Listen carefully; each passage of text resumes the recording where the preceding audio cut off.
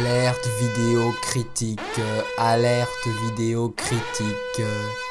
C'est vrai que j'arrête pas de faire ça en ce moment.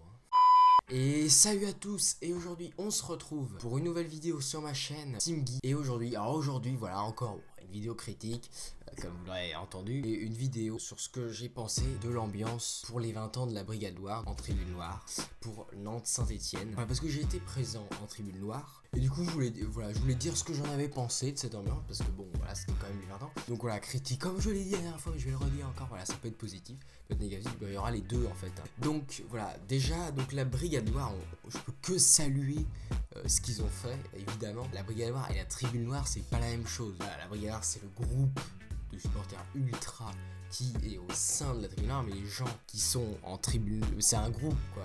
La Tribune Noire, c'est une tribune, et il y a des gens à la tribune, et il y a des gens qui font partie de la Brigade Noire, et il y a des gens qui n'en font pas partie. Bon, vous avez compris quoi. La Brigade Loire, leur travail qu'ils ont fait pour les combien de tifos, il y en a eu, si je dis pas de bêtises, 5 je crois. C'est vraiment un travail incroyable. Quand on nous parle du tifo de l'OM à côté qui a été ridicule, je peux le dire quand même. Oui. Non mais c'est vrai que en plus qui a été payé par leur président. Voilà, on ne parle que de ça, alors que les 20 ans de la Brigade, on en parle quand même pas beaucoup, je trouve. On en parle pas beaucoup du travail qui a été effectué, parce que qui est énorme, vraiment, faut le dire. Donc ils disent, oh, c'est pas terrible, et vous allez faire les vaches. Surtout que, bon, la Brigade, c'est pas le groupe le plus riche de France, c'est pas le groupe qui a le plus de monde, et c'est du boulot, je peux vous dire, tous les drapeaux, les bâches énormes font la taille de toute la tribune. Il y a eu deux grosses, puis là avec les banderoles tendues comme ça.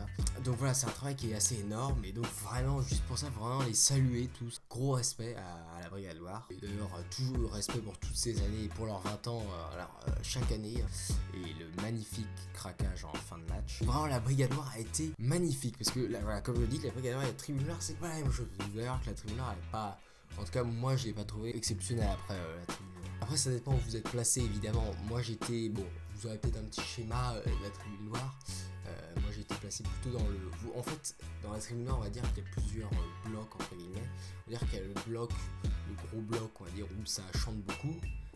Les blocs pas vraiment sur le côté, vous voyez, entre le côté et le milieu, où ça chante moyennement, on va dire. Et puis le côté où ça chante pas du tout. Parce que j'ai un entraîne, parce que j'étais un entraîne en Loire aussi. J'étais dans le bloc, on va dire, où ça chantait moyennement. Moyennement, du coup, la dernière fois à Contraigne, il y avait vraiment une super ambiance.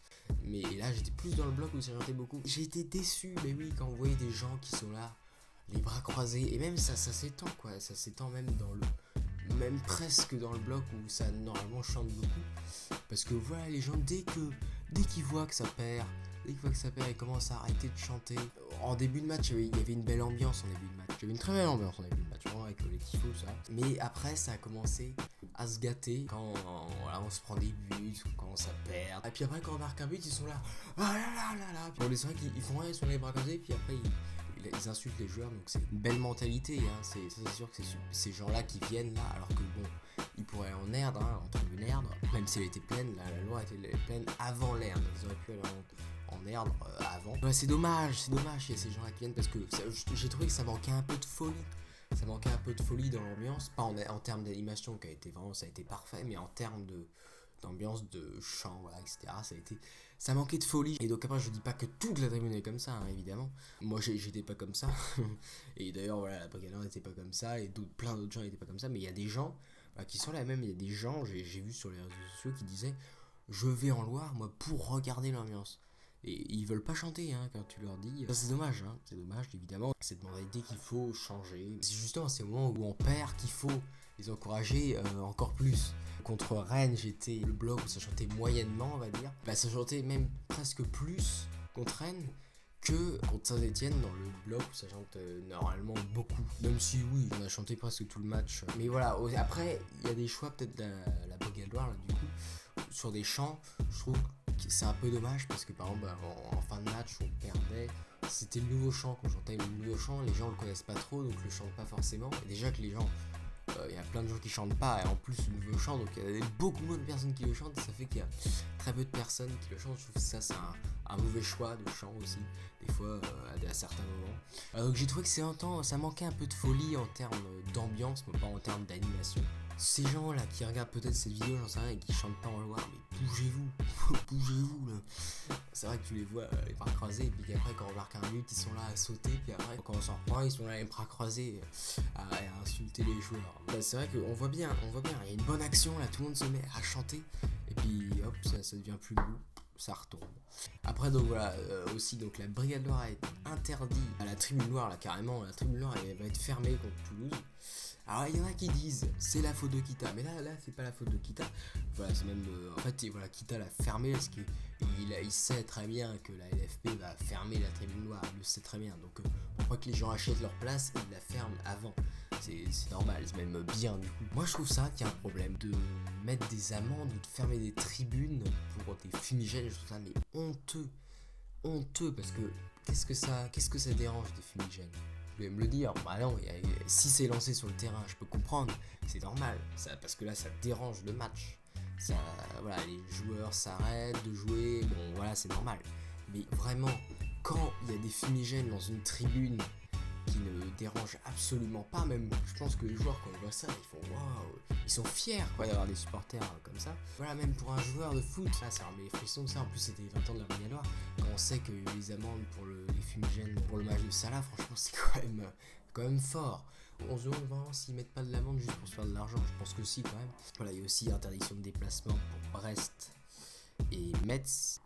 Petite voix pour vous dire que la Brigade Loire n'a pas du tout été interdite de déplacement à cause du match contre Saint-Etienne, mais en fait contre le déplacement à Metz, où c'était l'acte 1 justement de l'anniversaire de la Brigade Loire.